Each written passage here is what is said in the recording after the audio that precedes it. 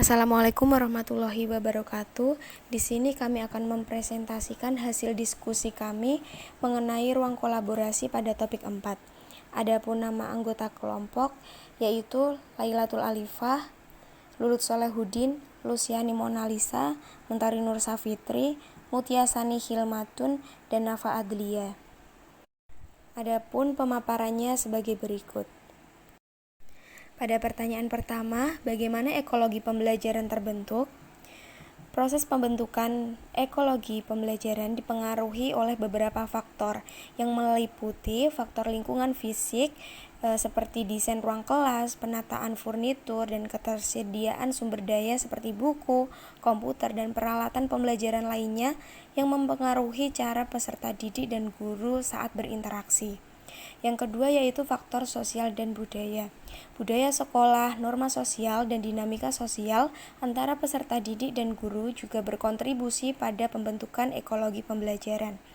Yang ketiga, faktor kurikulum dan materi pembelajaran.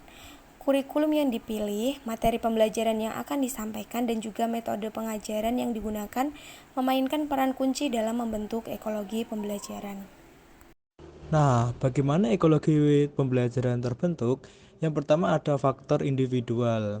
Nah, jadi setiap peserta didik itu membawa pengalaman, kebutuhan, minat, dan gaya belajar yang unik ke dalam lingkungan pembelajaran. Lalu ada faktor yang kedua yaitu faktor kontekstual eksternal.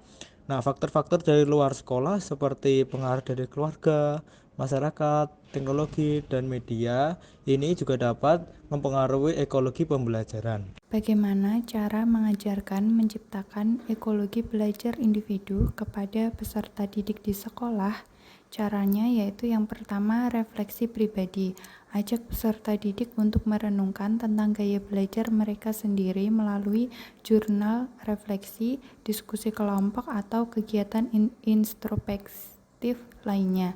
Yang kedua, pengenalan gaya belajar, membantu peserta didik untuk mengidentifikasi gaya belajar mereka, apakah mereka lebih visual, auditory, atau kinestetik.